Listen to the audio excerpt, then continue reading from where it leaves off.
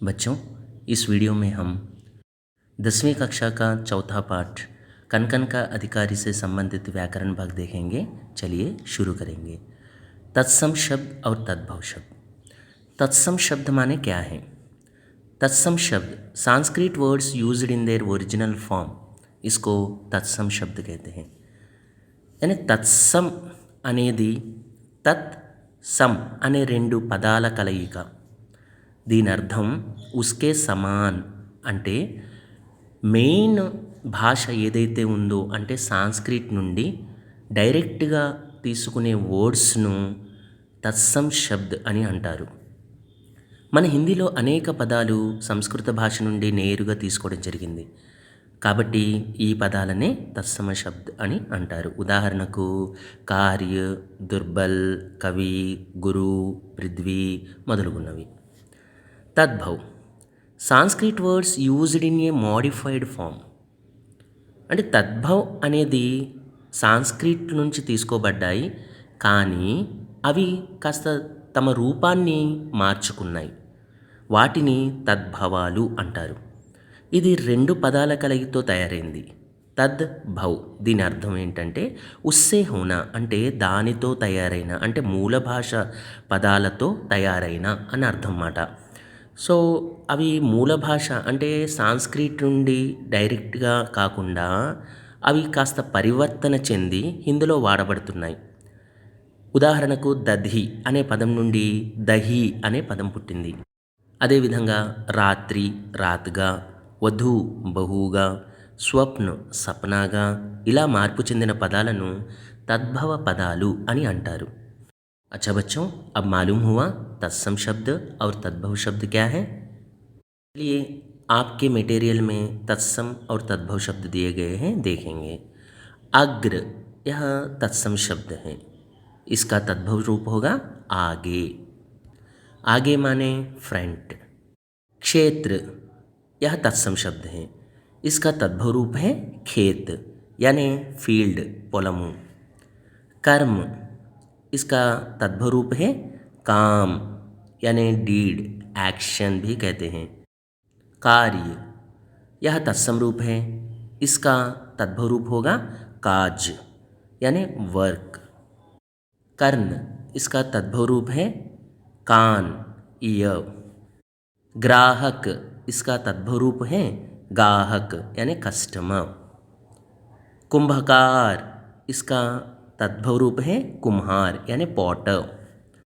तपस्वी, इसका तद्भव रूप है तपस्वी, एन एसेटिक. चर्मकार, इसका तद्भव रूप है चमार यानी एकोबलर. लोहकार, इसका तद्भव रूप है लुहार यानी ब्लैक स्मिथ. चलिए बच्चों, क्रिया विशेषण शब्द पहचानेंगे. सबेरे मजदूर काम में जाते हैं. सबेरे माने प्रొద్దుటే, శ్రామికులు పనికి వెళ్తారు. इस वाक्य में क्रिया जाते हैं, तो कब जाते हैं, सबेरे जाते हैं. ఈ వాక్యంలో ఎప్పుడు అంటే కబ్ అని ప్రశ్నించుకుంటే ఏ సమాధానం వస్తున్నది? ప్రొద్దుటే అని सबेरे. కాబట్టి ఇది క్రియా విశేషణము. खेत में मजदूर एक साथ फसल काटते हैं. खेत में यानी పొలములో, మజ్దూర్ యాని శ్రామికులు. ఏక్ సాత్ అంటే ఒకటిగా అంటే కలసి, ఫసల్ కాట్తే హే పంటను కోస్తారు. తో కాట్తే హే కోస్తారు. ఎలా కోస్తారు?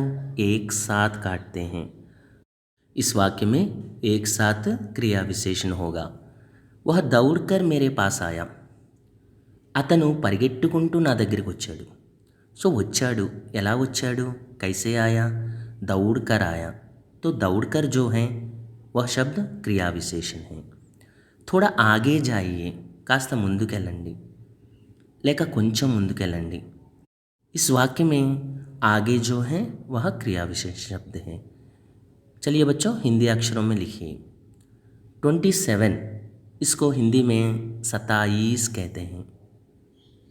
1990, इसको 1990 कहते हैं. 2008, इसे 2008 कहते हैं. 1993, 1993, 1900 यानी 1900, 93 93. 2013 यानी 2013, 2000 को 2000 कहते हैं, सो 2013, 2013। 1908 यानी 1908, 1974 1974। कारक पहचानिए। जिसने श्रम जल दिया उसे पीछे मत रह जाने दो। सो यहाँ पर जिसने यानी ने का प्रयोग हुआ है, यानी कर्ता के साथ ने का प्रयोग हुआ है। कर्ता के साथ ने का प्रयोग केवल भूतकाल में ही होता है, तो ने यहाँ पर कर्ता कारक है। इस वाक्य में उसे यानी उसको, यानी यहाँ पर को का प्रयोग हुआ है, तो उसको यानी उसे, तो को कर्म कारक है। दूसरा वाक्य देखेंगे। श्रम और भुजबल ही नर समाज का भाग्य है। तो यहाँ पर नर समाज का भाग्य है, तो का जो है वह संबंध कारक है। संबंध कारक आप जानते ही हैं, का, के, की। सो का प्रयोग पुंलिंग एकवचन में होता है, के का प्रयोग पुंलिंग बहुवचन में होता है, की का प्रयोग स्त्रीलिंग एकवचन और बहुवचन में होता है। चलिए तीसरा वाक्य देखेंगे। प्रकृति में जो धन है वह मनुष्य मात्र का धन है। प्रकृति में, तो में का प्रयोग यहाँ पर किया गया है। में माने अधिकरण कारक है। में माने लो, लोपला, इसका अर्थ होगा लो, लोपला। में अधिकरण कारक है, तो अधिकरण कारक और एक भी है पर, तो पर माने मीदा, पैना। वह मनुष्य मात्र का धन है। मनुष्य मात्र का धन है, का प्रयोग हुआ है। हम जान चुके हैं कि का जो है संबंध कारक होता है। चलिए समास का नाम लिखेंगे। श्रम जल, इस समास का विग्रह करेंगे तो श्रम का जल होगा, यानी यहाँ पर का लोप हो रहा है, तो इसलिए तत्पुरुष समास है। दूसरा देखेंगे। नभ तल, नभ और तल, यानी यहाँ पर और का प्रयोग हुआ है, और का लोप हो रहा है। नभ और तल, और दोनों जो शब्द हैं वो दोनों प्रधान ही हैं, तो इसलिए यह द्वंद्व समास है। भुज बल, भुज का बल, यानी यहाँ पर का लोप हो रहा है, तो यह तत्पुरुष समास है। अन्याय, ना न्याय, यह नई तत्पुरुष समास है। पाप पुण्य, पाप और पुण्य, यह द्वंद्व समास है। नर समाज, नर का समाज, यहाँ पर का लोप हो रहा है, दूसरा शब्द प्रधान है, तो इसलिए यह तत्पुरुष समास है। भाग्यवाद, भाग्य का वाद, तो का प्रयोग हुआ है और का लोप हो रहा है, तो यह तत्पुरुष समास है। चलिए संधि विच्छेद कीजिए। यद्यपि, यदि प्लस अपि, यह यन संधि है। आप लोगों को संधि का नाम लिखने की ज़रूरत नहीं है, केवल इसका विच्छेद करना है। यद्यपि, यदि प्लस अपि। पर्यावरण, परि प्लस आवरण, यह भी यन संधि होगा। प्रत्येक, प्रति प्लस एक, यन संधि। संचय, सम प्लस चय, यह व्यंजन संधि है। दुराशा, दुह प्लस आशा, यहाँ पर विसर्ग का प्रयोग हुआ है, विसर्ग संधि है। चलिए अनेक शब्दों के लिए एक शब्द, वन वर्ड सब्स्टिट्यूशन। जो न्याय जानता है అంటే న్యాయం తెలిసినవాడు, उसको कहते हैं न्यायिक। जो न्याय जानता है न्यायिक है। जो केवल स्वयं का अर्थ चाहता है అంటే కేవలము తన స్వార్థాన్నే చూసుకునేవాడు, उसको कहते हैं स्वार्थी। जो केवल स्वयं का अर्थ चाहता है उसको स्वार्थी कहते हैं। जो युद्ध में स्थिर रहता है, యుద్ధంలో స్థిరంగా నిలబడేవాడు, तो उसको युधिष्ठिर कहते हैं। जो युद्ध में स्थिर रहता है वह युधिष्ठिर है। जिसके हृदय में दया नहीं है, ఎవరి హృదయంలో అయితే దయ అనేది ఉండదో, तो उसको कहते हैं निर्दय। जिसके हृदय में दया नहीं है, निर्दय। जो धन का दुरुपयोग करता हो, धनाన్ని दुरुपयोगం చేసేవాడు अपव्ययी। जो धन को दुरुपयोग करता हो अपव्ययी। मुहावरे का अर्थ लिखिए। आग बबूला होना, इसका अर्थ होगा बहुत क्रोध करना, చాలా కోపాన్ని ప్రదర్శించుట। కమర్ కస్నా, किसी कार्य के लिए तैयार होना, అంటే నడుం బిగించుట అంటాం కదండి। అంటే నడుం బిగించుట అంటే అర్థం ఏంటండి? ఏదైనా పని చేయడానికి సంసిద్ధులు అవ్వడం। కలేజా ఫట్నా, కలేజా ఫట్నా అంటే బహుత్ దుఃఖ్ హోనా అంటే చాలా బాధ కలగడం. खून पसीना एक करना बहुत कठिन परिश्रम करना చాలా హార్డ్ వర్క్ చేయడం. लिंग बदलकर पूरा वाक्य लिखिए. परिश्रम ही नर समाज का भाग्य है. परिश्रम ही नारी समाज का भाग्य है. नर इसका स्त्रीलिंग रूप है नारी. దీని అర్థము హార్డ్ వర్కే నర సమాజం యొక్క అదృష్టము. हार्ड वर्क के नारी समाजम యొక్క अदृष्टमु. दूसरा वाक्य देखेंगे. घोड़ा तेज दौड़ता है. घोड़ा यह पुंलिंग शब्द है तो इसका स्त्रीलिंग रूप होगा घोड़ी. घोड़ा तेज दौड़ता है, यहाँ पर दौड़ता है सो दौड़ता है क्या होगा, दौड़ती में बदल जाएगा. घोड़ी तेज दौड़ती है అంటే గుర్రము స్పీడ్గా పరిగెడుతుంది. सुनार आभूषण बनाता है. सुनार माने गोल्ड स्मिथ. सुनार का स्त्रीलिंग रूप होगा सुनारिन. सुनारिन आभूषण बनाती हैं. पुरुष श्रमिक के रूप में मेहनत करते हैं. పురుషులు శ్రామికులు రూపంలో పని చేస్తారు, मेहनत करते हैं यानी हार्ड वर्क చేస్తారు. पुरुष का स्त्रीलिंग रूप होगा स्त्रियाँ. स्त्रियाँ श्रमिक के रूप में मेहनत करती हैं. चलिए नेक्स्ट रोमन देखेंगे. वचन बदलिए और पूरा वाक्य लिखिए. मजदूर मेहनत करता है.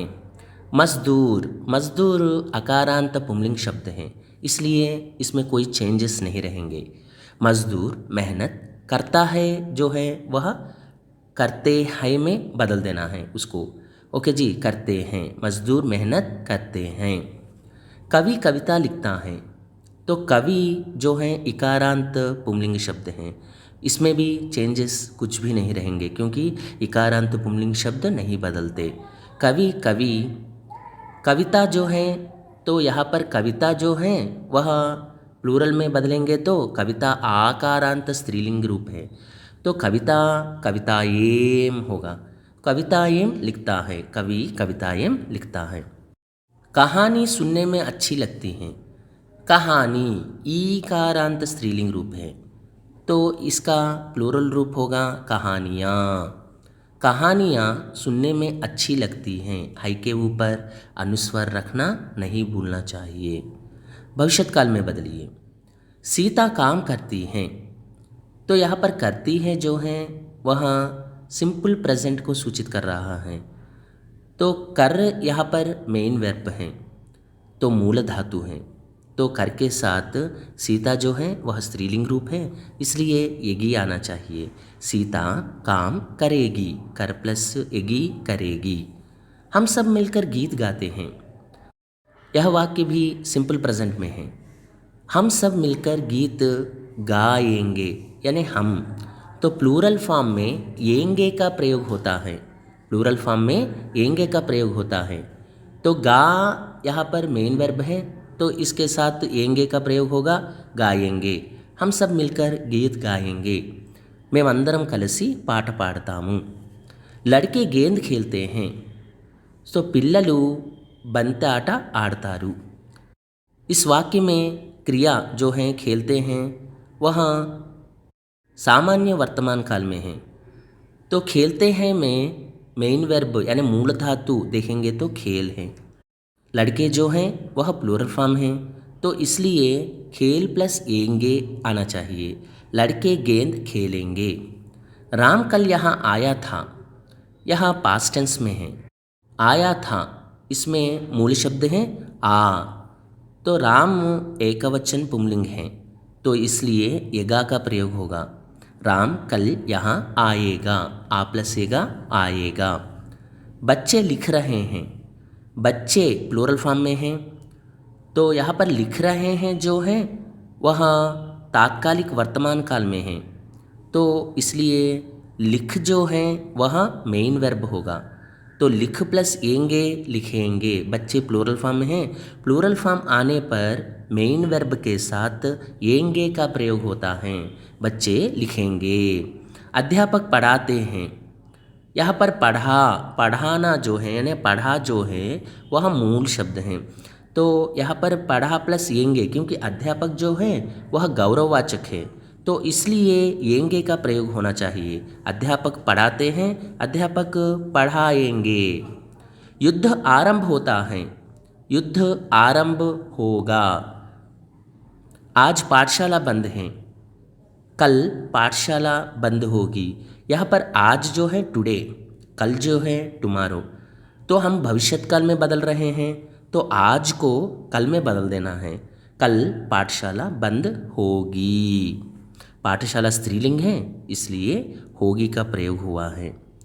शुद्ध कीजिए। दिनकर ने उर्वशी लिखा है, दिनकर ने उर्वशी लिखी हैं। तो यहाँ पर उर्वशी जो है वह स्त्रीलिंग में है, तो इसलिए लिखी हैं का प्रयोग होना है। कर्ता के साथ ने प्रयोग आने पर क्रिया जो होती हैं वह कर्म के आधार पर होती हैं। तो यहाँ पर उर्वशी जो है वह स्त्रीलिंग है, इसलिए लिखी हैं आना जरूरी है। केवल यहाँ 10 आदमी हैं, यह गलत है। यहाँ केवल 10 आदमी हैं कहना है। ఇక్కడ కేవలం 10 మంది ఉన్నారు। यह कविता हमारी पुस्तक से ली है, यह कविता हमारी पुस्तक से ली गई है रहना है। 7 बजने को 5 मिनट हैं, 7 बजने में 5 मिनट हैं। 7 అవ్వడానికి ఇంకా 5 నిమిషాలు ఉన్నాయి। सोहन मिठाई लेकर भागता हुआ घर आया। सोहन मिठाई लेकर दौड़ता हुआ रहना है, दौड़ता हुआ घर आया। भागता हुआ नहीं कहना है, दौड़ता हुआ घर आया। यानी सोहन मिठाई తీసుకొని పరిగెట్టుకుంటూ ఇంటికి వచ్చాడు। एक एक शब्द के पर्याय शब्द लिखिए। मनुज, इसके पर्याय होंगे मनुष्य, नर, आदमी। जन, इसके पर्याय होंगे लोग, जनता అంటే ప్రజలు। सुर, इसके पर्याय होंगे देवता, देव, अमर। समर्पण, इसके पर्याय होंगे सौंपना, देना, भेंट करना, अर्पण करना అంటే अर्पिंచుట, इच्छुట మొదలగునవి।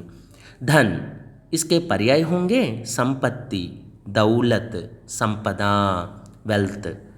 जन, जनता, प्रजा, लोग, लोक। पृथ्वी, जमीन, धरा, धरती, भूमि। धन, दौलत, संपदा, वित्त, द्रव्य। नभ, अंबर, आसमान, आकाश, गगन। जल, पानी, नीर, वारी, उदक। अधिकारी, अधिपति, अधीश, अधीश्वर, शासनकर्ता। चलिए विलोम शब्द देखेंगे। पाप, पाप अंटे पापमु, तो इसका विलोम होगा पुण्य। सुख, सुखमु, इसका विलोम होगा दुख, दुखमु। भाग्य, इसका विलोम शब्द होगा दुर्भाग्य అంటే అదృష్టము, దురదృష్టము। मेहनती అంటే हार्ड वर्कर, इसका विलोम शब्द होगा आलसी అంటే लेजी। उपसर्ग पहचानिए। प्रकृति, प्रा। महात्मा, महा। दुरात्मा, दुर। प्रदर्शन, प्रा। नर समाज, नर। सुभाग्य, सु। सम्मुख, सम। विनीत, वि। निराकार, निर। अनुचित, अन। अभाग्य, आ। दुर्भाग्य, दुर। सुभाग्य, सु। तो यहाँ पर दुरात्मा में दुर हैं, तो हलंत लिखना ज़रूरी है। इसी प्रकार सम, यहाँ पर हलंत लिखना है। निर, यहाँ पर भी हलंत लिखना है। अन, यहाँ पर भी हलंत लिखना है। दुर, यहाँ पर भी हलंत लिखना है। प्रत्यय पहचानिए। काल्पनिक, इक। सामाजिक, इक। उदारता, ता। सम्मानित, इत। भाग्यवाद, वाद। अधिकारी, ई। श्रमिक, इक। संचित, इत। प्राकृतिक, इक। अधिकारी, ई। भाग्यवान, वान। संज्ञा शब्द पहचानिए। सूत काटते थे गांधी जी, कपड़ा बुनते थे। तो इसमें यानी इस वाक्य में सूत, गांधी जी और कपड़ा, ये 3 संज्ञा शब्द हैं। धरती और आकाश इसके सामने झुकते हैं। इस वाक्य में धरती, आकाश, ये 2 शब्द संज्ञा शब्द हैं। मजदूर मेहनत करता है। मजदूर, यहाँ पर यह संज्ञा शब्द है। सर्वनाम शब्द पहचानो। विजित प्रकृति से पहले उसको सुख पाने दो, उसको सर्वनाम शब्द है। धरती और आकाश इसके सामने नतमस्तक होते हैं, तो यहाँ पर इसके जो हैं सर्वनाम शब्द हैं। वह हमेशा सफल होता है, इस वाक्य में वह जो है सर्वनाम शब्द हैं। विशेषण शब्द पहचानिए। श्रमिक ही कनकन का अधिकारी हैं, यहाँ पर श्रमिक जो हैं वह विशेषण शब्द हैं। वह अपने को भाग्यवान मानता है, यहाँ पर भाग्यवान जो हैं वह विशेषण शब्द हैं। इस कविता में प्राकृतिक वर्णन है, इस वाक्य में प्राकृतिक जो हैं वह विशेषण शब्द हैं। बच्चों, इन व्याकरण विषयों को अपने अपने नोट्स में लिखिए। ध्यान रखिए 3 बातों की। 1, मास्क पहनना। 2, अपने हाथों को सैनिटाइज कर लेना। 3, व्यक्तिगत दूरी का ख्याल रखना। अच्छा बच्चों, हमारा स्वास्थ्य हमारे हाथों में ही है। अगले वीडियो में फिर से मिलेंगे।